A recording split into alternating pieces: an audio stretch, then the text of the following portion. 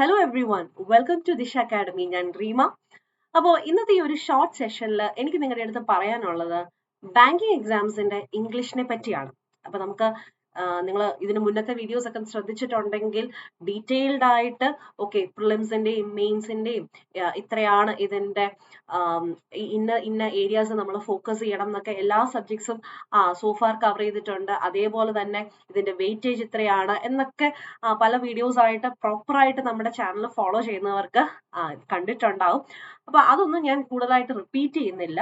Just ഇന്നത്തെ ഈ ഒരു സെഷനിൽ എനിക്ക് പറയാനുള്ളത് ഇംഗ്ലീഷ് നമ്മൾ എങ്ങനെ പഠിച്ചു തുടങ്ങാം. കാരണം ബാങ്ക് എക്സാംസിന്റെ ഏറ്റവും വലിയ വില്ലൻ എന്ന് പറയാവുന്നത് ശരിക്കും പറഞ്ഞു കഴിഞ്ഞാൽ ഇംഗ്ലീഷ് തന്നെയാണ്, അല്ലെ? No doubt.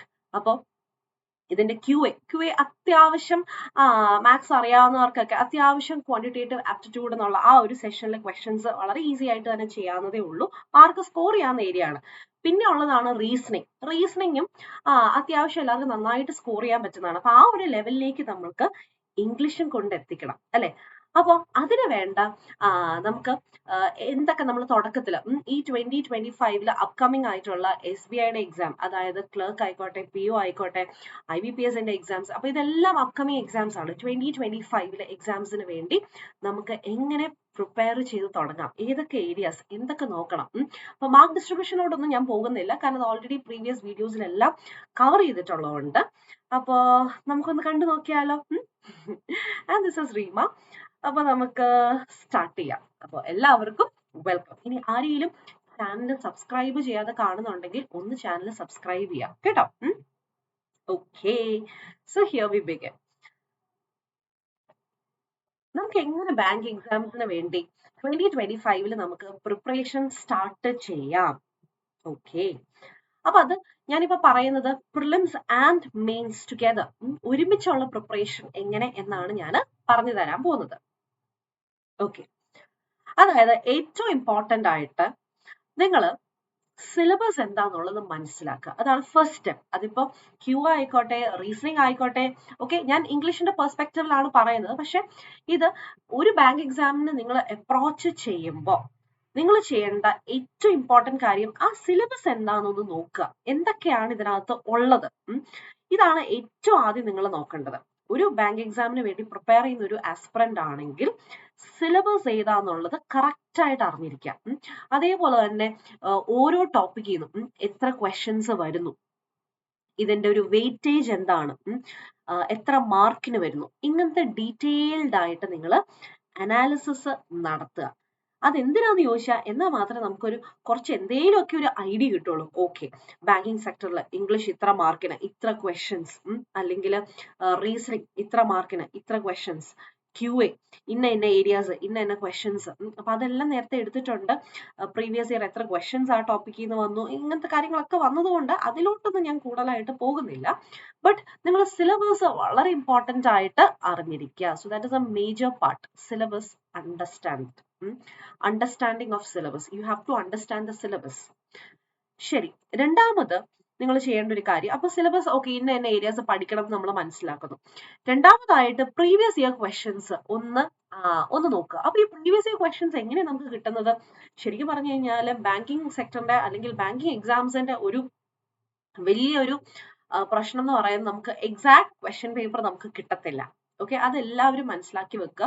നമുക്ക് എക്സാക്ട് ക്വസ്റ്റ്യൻ പേപ്പർ ഒരിക്കലും ബാങ്ക് എക്സാംസിന്റെ നമുക്ക് കിട്ടത്തില്ല. എന്തുകൊണ്ടാണ്? കാരണം അത് മെമ്മറി ബേസ്ഡ് ക്വസ്റ്റ്യൻസ് ആയിട്ടായിരിക്കും വരുന്നത്, അല്ലെ? അതൊരു ഓൺലൈൻ എക്സാം ആയതുകൊണ്ട് തന്നെ നമുക്ക് ക്വസ്റ്റ്യൻ പേപ്പർ ആസ് സച്ച് നമുക്ക് കിട്ടാനുള്ള ചാൻസസ് കുറവാണ്. പിന്നെ മെമ്മറി ബേസ്ഡ് ക്വസ്റ്റ്യൻസ്, ഇന്ന ഏരിയയിൽ നിന്ന് ഇത്ര ക്വസ്റ്റ്യൻസ് വന്നു, ചിലതൊക്കെ ഇന്ന ക്വസ്റ്റ്യൻ വന്നു എന്നൊക്കെ ചെറിയൊരു ഐഡിയ കിട്ടും എന്നുള്ളതല്ലാണ്ട് നമുക്ക് ഡീറ്റെയിൽഡ് ആയിട്ട് നമുക്ക് പ്രത്യേകിച്ച് നമുക്ക് വലിയ എക്സാക്ട് ക്വസ്റ്റ്യൻ കിട്ടും അങ്ങനെയില്ല. അപ്പൊ നിങ്ങൾ ചെയ്യേണ്ടതെന്ന് വെച്ചാൽ മെമ്മറി ബേസ്ഡ് ക്വസ്റ്റ്യൻ എങ്കിൽ മെമ്മറി ബേസ്ഡ് ക്വസ്റ്റ്യൻ, ആ മെമ്മറി ബേസ്ഡ് ക്വസ്റ്റ്യൻസ് ഒക്കെ ഒന്ന് നോക്കുക. അപ്പൊ നമുക്ക് അറിയാം ഇന്ന ഏരിയാസ് ഒക്കെ വന്നിട്ടുണ്ട്, അല്ലെങ്കിൽ ഇത്ര ക്വസ്റ്റ്യൻസ് ഇത്ര മാർക്ക് ഇതിനകത്ത് ചോദിച്ചിട്ടുണ്ട്, അങ്ങനത്തെ ചെറിയൊരു ഐഡിയ നിങ്ങൾക്ക് കിട്ടും. ശരി, മൂന്നാമതായിട്ട് നിങ്ങൾ ചെയ്യേണ്ടതെന്ന് വെച്ചാൽ ഒരു പ്രോപ്പർ ടൈം ടേബിൾ ഉണ്ടാക്കുക. ഒരു പ്രോപ്പർ ടൈം ടേബിൾ. ഈ പ്രോപ്പർ ടൈം ടേബിൾ എന്ന് പറഞ്ഞാൽ നിങ്ങൾ എങ്ങനെ പഠിക്കാനായിട്ട് തുടങ്ങുന്നു. ഒരു നിങ്ങൾ ഇപ്പോഴേ പ്ലാൻ ചെയ്യാണ്, ഡെയിലി നിങ്ങൾ ഒരു 4 hours 4 hours നിങ്ങൾ ഇതിനു വേണ്ടി നിങ്ങൾ ഇൻവെസ്റ്റ് ചെയ്യും. അപ്പൊ ആ 4 hours നിങ്ങൾ പ്രോപ്പർ ആയിട്ട് ഒന്ന് സെറ്റ് ചെയ്യാം. ഓക്കെ, ഓരോരുത്തർക്കും പല പല ഡിഫിക്കൽട്ടീസ് ആയിരിക്കാം, പല പല ഹിൻഡ്രൻസസ് ആയിരിക്കാം വരുന്നത്. അപ്പൊ നിങ്ങൾ നിങ്ങളുടെ ഒരു ടൈം അനുസരിച്ച്, ഇപ്പൊ ചിലർ വർക്ക് ചെയ്യുന്നവർ കാണും, അപ്പൊ അവർക്ക് ചിലപ്പം ഈ പറയുന്ന 4 hours ചിലപ്പോൾ പറ്റിയെന്ന് വരില്ല. ചിലർക്ക് വർക്കിംഗ് അല്ലാത്തവർ ചിലപ്പോൾ കാണും, എക്സാംസിന് വേണ്ടി പ്രിപ്പയർ ചെയ്യുന്നവർ കാണും. അങ്ങനെയുള്ളവർക്ക് വേണമെങ്കിൽ 6 hours വേണമെങ്കിൽ പ്രിപ്പയർ ചെയ്യാം പെർ ഡേ.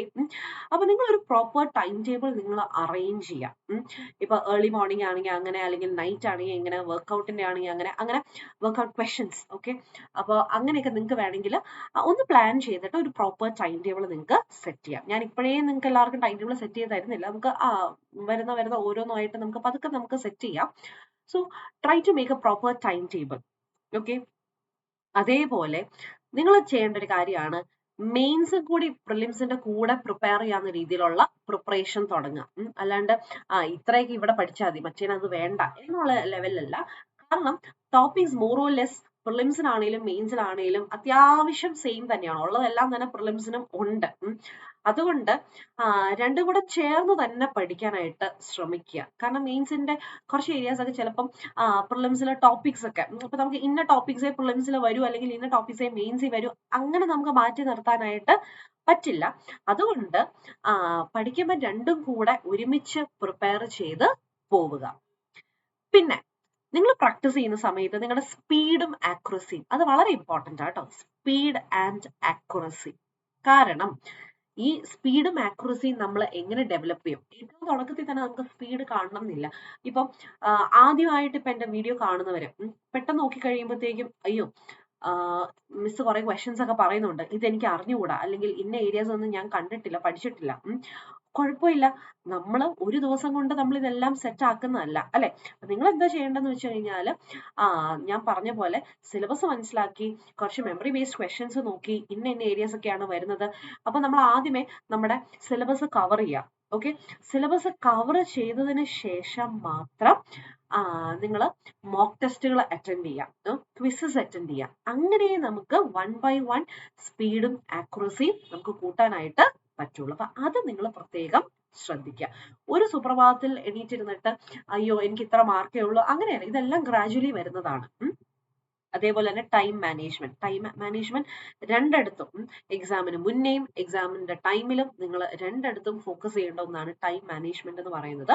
നിങ്ങൾ പ്രാക്ടീസ് ചെയ്യാനായിട്ട് ഇത്ര ടൈം മാറ്റി വെക്കുക, അലോട്ട് ചെയ്ത് വെക്കുക.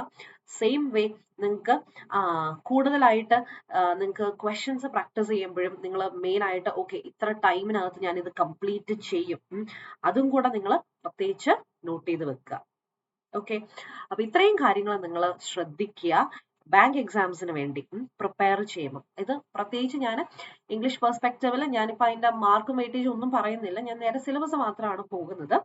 അപ്പൊ ഇത്രയും കാര്യം ഏകദേശം നിങ്ങൾക്ക് ഒരു ഐഡിയ കിട്ടിയെന്ന് തോന്നുന്നു. അപ്പൊ നിങ്ങൾ കൂടുതലായിട്ട് ഹെൽപ്പ് ചെയ്യാനായിട്ട് ദിശ അക്കാഡമി ഒരു ബാങ്ക് ഫൗണ്ടേഷൻ ബാച്ച് സ്റ്റാർട്ട് ചെയ്തിട്ടുണ്ട്. 27th ഓൺലൈൻ ബാച്ച് സ്റ്റാർട്ട് ചെയ്തിരിക്കുന്നത്. 4999, അതായത് 5000 രൂപയ്ക്കാണ് നമ്മൾ ഈ കോഴ്സ് സ്റ്റുഡൻസിലേക്കായിട്ട് എത്തിക്കുന്നത്. അപ്പൊ താല്പര്യമുള്ളവര് എത്രയും പെട്ടെന്ന് ബാച്ചിലോട്ട് ജോയിൻ ചെയ്യാം. ഓക്കെ, അപ്പൊ ഡിസ്ക്രിപ്ഷൻ ബോക്സിലൊക്കെ ഞാൻ ഡീറ്റെയിൽ കൊടുത്തേക്കാം, നിങ്ങളൊന്ന് കയറി നോക്കുക. ഓക്കെ, പിന്നെ എന്തെങ്കിലും നിങ്ങൾക്ക് അഡ്മിഷനെ കുറിച്ചോ അങ്ങനെ എന്തെങ്കിലുമൊക്കെ അറിയണമെങ്കിൽ നമുക്ക് എന്താ ഒന്നെങ്കിൽ നമ്മുടെ ടെലിഗ്രാം ഗ്രൂപ്പിൽ ജോയിൻ ചെയ്യാം, അതിനകത്ത് ഡീറ്റെയിൽസും കാര്യങ്ങളൊക്കെ ചോദിക്കാം. ഇല്ലെങ്കിൽ നമ്പർ ഞാൻ കൊടുത്തേക്കാം. നമ്പർ ഞാൻ ഇവിടെ ഒന്ന് കൊടുത്തേക്കാം, ഞാൻ ഇവിടെ ഒന്ന് എഴുതിയിട്ടേക്കാം. 8075753676. ഓക്കെ, 8075753676. ഓക്കെ, ഈ നമ്പറിലോട്ട് ഒരു നമ്പറും കൂടെ ഉണ്ട്, 7012615062. ഇതിൽ ഏതെങ്കിലും നമ്പറിലോട്ട് വിളിച്ച് നിങ്ങൾക്ക് ഡീറ്റെയിൽസ് എടുക്കാവുന്നതാണ്. ഓക്കെ, ഇനി എനിക്ക് പറയാനുള്ളത് നമ്മുടെ ഇംഗ്ലീഷ്. ഓക്കെ, ഇംഗ്ലീഷിലോട്ട് എത്തിക്കഴിഞ്ഞാൽ ഏതൊക്കെ ടോപ്പിക്സ് ആണ് നമ്മൾ നോക്കേണ്ടത്? ടോപ്പിക്സ് ആകെ കൂടെ 3 ടോപ്പിക്സ് നോക്കിയാൽ മതി. 3 ടോപ്പിക്സ് നോക്കാനേ ഉള്ളൂ. നമുക്ക് ഇംഗ്ലീഷിൽ ശരിക്കും പറഞ്ഞ ഇംഗ്ലീഷ് എല്ലാവരും ഭയങ്കര ടെൻഷൻ അടിക്കുന്നുണ്ട്, അയ്യോ അല്ലെ, ഭയങ്കര പേടിച്ച് നിൽക്കുന്നുണ്ട്. പേടിക്കാനൊന്നുമില്ല. ഇംഗ്ലീഷിന്റെ കാര്യത്തിൽ നിങ്ങൾ ഒന്നും പേടിക്കണ്ട. ആ കൂടെ നമുക്ക് 3 ടോപ്പിക്സ് ആണ് ഉള്ളത്. അതിൽ ഗ്രാമർ, വൊക്കാബ്സ്, കോംപ്രിഹെൻഷൻ, ഇങ്ങനെ 3ആയിട്ടാണ് ഇതിനെ ഞാൻ ഒന്ന് ഡിവൈഡ് ചെയ്തിരിക്കുന്നത്. Grammar portion, of course grammar എന്ന് പറയുമ്പോഴത്തേക്ക് അതിനകത്ത് എല്ലാം വരും. ദെൻ വൊക്കാബുലറി, വൊക്കാബുലറിക്കകത്തും എല്ലാ വൊക്കാബ്സും ഇൻക്ലൂഡഡ് ആണ്. കോംപ്രിഹെൻഷൻ, ഇങ്ങനെ 3 ഏരിയാസ് ആണ് നമുക്ക് പഠിക്കാനുള്ളത്. അപ്പൊ ആദ്യം ഇത് ഏതൊക്കെയാന്ന് പറഞ്ഞിട്ട് എന്നിട്ട് നമ്മുടെ ക്വസ്റ്റ്യൻസ് ഏതൊക്കെ ഏരിയാസിൽ നിന്ന് വരുന്നു എന്ന് ഞാൻ പറഞ്ഞുതരാം. അപ്പോ ഗ്രാമറിനകത്ത് എന്തൊക്കെ പഠിക്കണം? കാണുമ്പോഴത്തേക്കും ഗ്രാമർ അല്ലേ, സംഭവം സിമ്പിൾ ആണ്. സംഭവം സിമ്പിൾ തന്നെയാണ്. നമ്മൾ അതിനകത്ത് ഗ്രാമറിനകത്ത് ശ്രദ്ധിക്കേണ്ട കുറച്ച് ടോപ്പിക്സ് ഉണ്ട്. അത്യാവശ്യം ഇമ്പോർട്ടന്റ് ആയിട്ട്, അതായത് എല്ലാം തന്നെ നമുക്ക് പഠിക്കാനുണ്ട്. ഏറ്റവും ഇമ്പോർട്ടന്റ് ആയിട്ട് നമുക്ക് പഠിക്കാനുള്ളത് പാർട്സ് ഓഫ് സ്പീച്ച് ആണ്. പാർട്സ് ഓഫ് സ്പീച്ച് നമ്മൾ എല്ലാം നോക്കണം. പാർട്സ് ഓഫ് സ്പീച്ച് എന്ന് പറയുന്നത് ആരൊക്കെയാണ്? നൗൺ ഉണ്ട് അല്ലെ, നൗൺ ഉണ്ട്, ദെൻ പ്രൊനൗൺ ഉണ്ട്, ഓക്കെ, ദെൻ വേർബ് ഉണ്ട്, ദെൻ അഡ്ജക്റ്റീവ്, പിന്നെ adverb, ഇപ്പൊ തന്നെ 5 then preposition, then conjunction, then interjunction എന്ന് പറഞ്ഞ ഒരെണ്ണമുണ്ട്. അതീമായിട്ട് ക്വസ്റ്റ്യൻസ് വരാറില്ല. അപ്പൊ ഈ പറഞ്ഞ പാർട്സ് ഓഫ് സ്പീച്ച് നിങ്ങൾ പഠിക്കുക. ഇത് കൂടാണ്ട് പിന്നെ ഉള്ള ഇമ്പോർട്ടന്റ് ടോപ്പിക് എന്ന് പറഞ്ഞു കഴിഞ്ഞാല് ടെൻസ് ആണ്.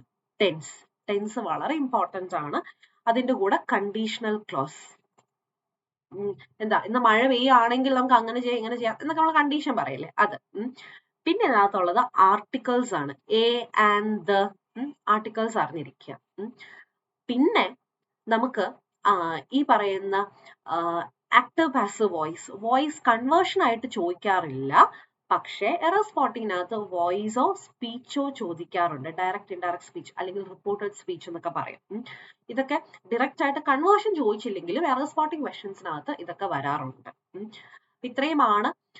നമുക്ക് പിന്നെ ക്വസ്റ്റ്യൻ ടാഗ് വരുമോന്ന് ചോദിച്ചു കഴിഞ്ഞാൽ ഇടയ്ക്ക് വന്നിട്ടുണ്ട് ക്വസ്റ്റ്യൻ ടാഗ്.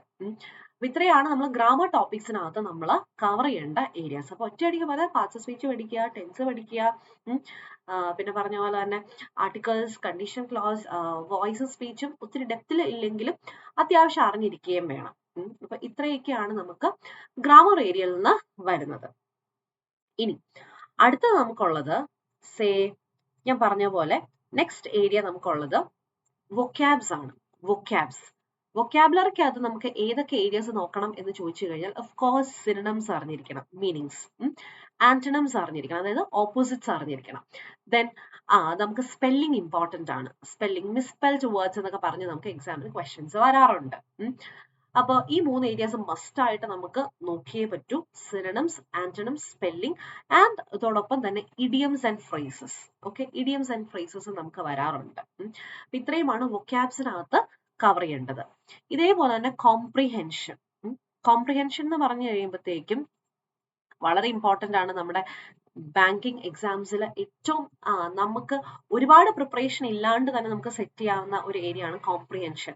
അതിനകത്ത് റീഡിംഗ് കോംപ്രിഹെൻഷൻ വരും, then close test. Okay, reading comprehension or close test ആണ് ഏതെങ്കിലും ഒരെണ്ണേ സാധാരണ ചോദിക്കാറുള്ളൂ, ഏതെങ്കിലും ഒരെണ്ണം വരും.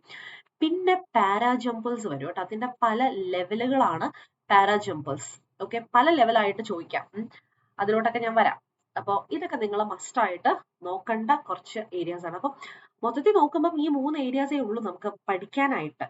ഈ പറയുന്ന ഗ്രാമർ ആയിക്കോട്ടെ, വൊക്കാബ്സ് ആയിക്കോട്ടെ, കോംപ്രിഹെൻഷൻ ആയിക്കോട്ടെ, മൊത്തത്തിൽ നമുക്ക് ഇത്രേ ഉള്ളൂ നമുക്ക് പഠിക്കാനായിട്ട്. പക്ഷെ ക്വസ്റ്റ്യൻസ് ചോദിക്കുന്നത് എങ്ങനെയാന്ന് ചോദിച്ചാൽ അതും കൂടെ ഞാൻ പറയാം. ഏതൊക്കെ ഏരിയാസ് ആണ് ഇത്രയും പഠിച്ചു കഴിഞ്ഞാൽ നമുക്ക് നമ്മുടെ ബാങ്കിങ് എക്സാംസിന്റെ എല്ലാ ഏരിയാസും നമുക്ക് ഒന്ന് കവർ ചെയ്യാനായിട്ട് നമുക്ക് പറ്റും. അതായത് നമുക്ക് ചോദിക്കുന്നത് എങ്ങനെയാന്ന് ചോദിച്ചാൽ കുറെയൊക്കെ ഡയറക്റ്റ് ആയിട്ട് തന്നെ ചോദിക്കാറുണ്ട്. പിന്നെ ചില സമയത്ത് ഞാൻ ഈ പറഞ്ഞതിൽ നിന്നും വ്യത്യാസമായിട്ട് നമുക്ക് വരുന്ന എങ്ങനെയാന്ന് ചോദിച്ചു കഴിഞ്ഞാൽ നമുക്ക് വരുന്ന questions error spotting questions. Okay, error spotting questions.